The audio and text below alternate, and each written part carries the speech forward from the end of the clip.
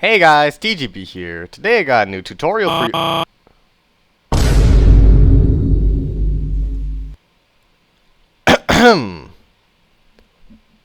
You shut up! I'm talking here. Another tutorial for you to. Alright, that does it. Speed Battler, twist his balls counterclockwise. Stop! What are you doing? What are you doing? What are you doing? What are you doing? No! No! No! Oh God! No! No! No! No! Stop! No! No! No! No! No! No! No! No! God! I just want you to stop!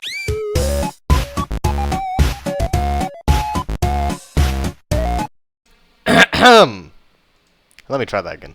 Hey guys, TGB here. Today I got another tutorial for you.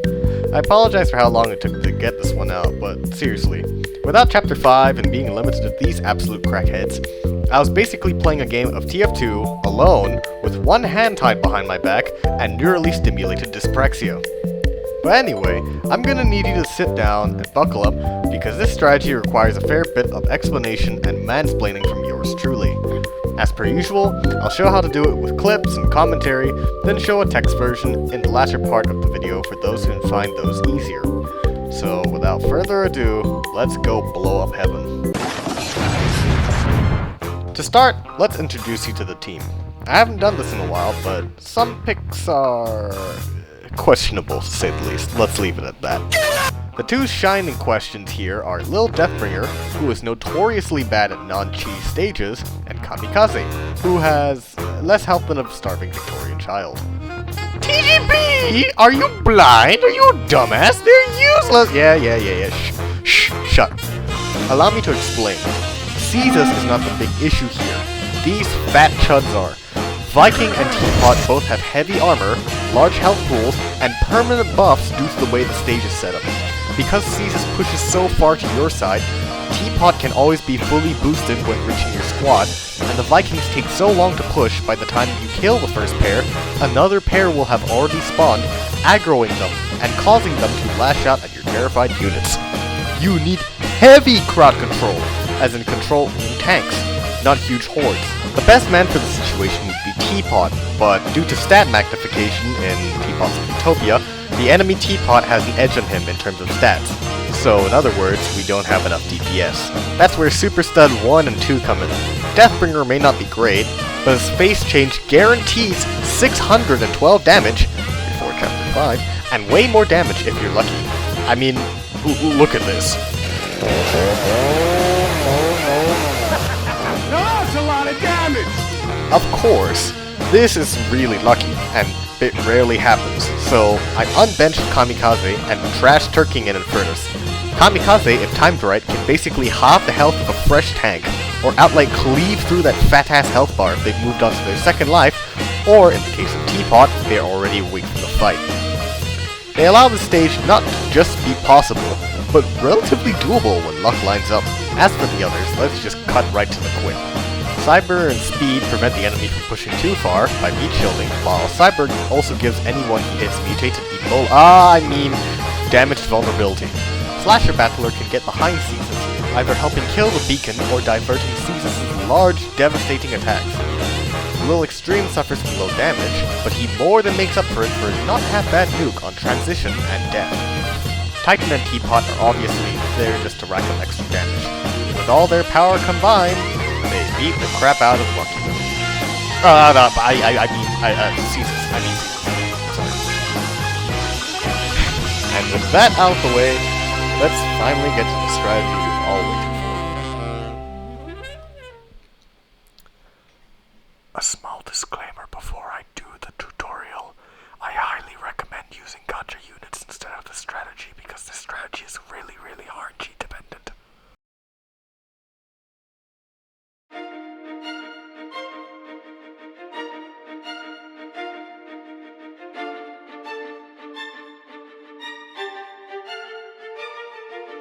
Level up your bank to level 6.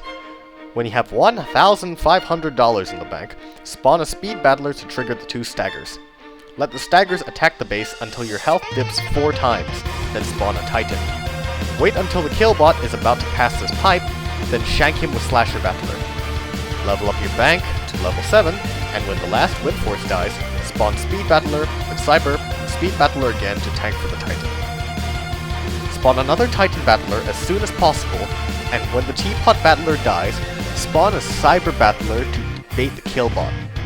Upgrade to level 8 as soon as possible, then spawn a Speed Battler as soon as you have enough money. Level up to level 9 as soon as possible, then spawn a Teapot, a Titan, a Speed, and a Slasher in that order.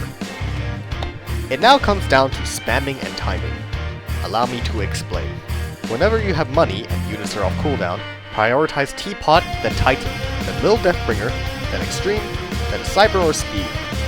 Do not mindlessly spam Kamikaze or Slasher, as they will just die. Try to spawn them after Cesus attacks. Just be careful of his 2 other follow-ups. In phase 1 and 2, he attacks as such: swing, pause, swing, Teapot burst, swing, Naruto attack.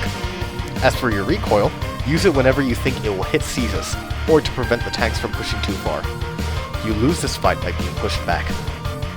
On a side note, Teapot Battlers are also big Kamikaze and Slasher killers, so keep an eye out for them as well.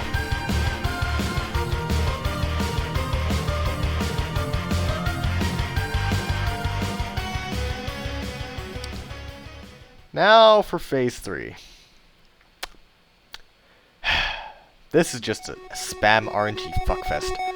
Don't use your recoil on Cesus. Use it on Viking and Teapot instead to prevent them from pushing. You die if Cesus gets too close to your base, as his Teapot rain does crazy amounts of damage. Cesus stops right in his tracks to pummel the first enemy he finds for minimal damage, so even if he absolutely decimates a 1 health Speed Battler, he won't keep pushing.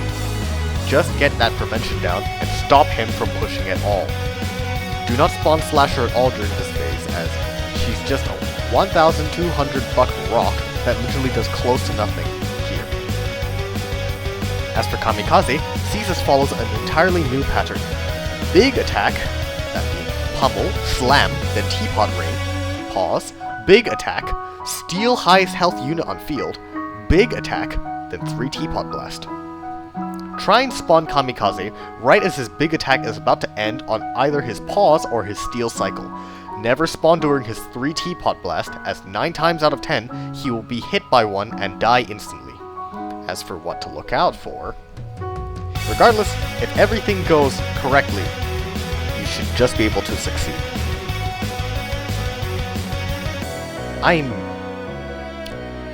I gotta be real for a bit. I'm extremely sorry this is the way things are, but before Chapter 5, I said before, there's nothing I can do. Just keep running the slots until you hit a jackpot. You've got this. If you get too frustrated with this strategy, feel free to take a break. Hell, feel free to look at another video. I mean, Lil Infernus doesn't do anything, neither does Lil Turking, but people think he's useful, so why not? Bring him along. Maybe he'll be there for moral support. Yeah. But either way, I just figure that I have a duty to bring this video out anyway, even if it's not my most consistent, but I promise, and I've said before again, I promise the moment Chapter 5 comes out, another one of these will come out in the near future. Regardless, for all of those who need it, take a look at this fully annotated video of a winning run.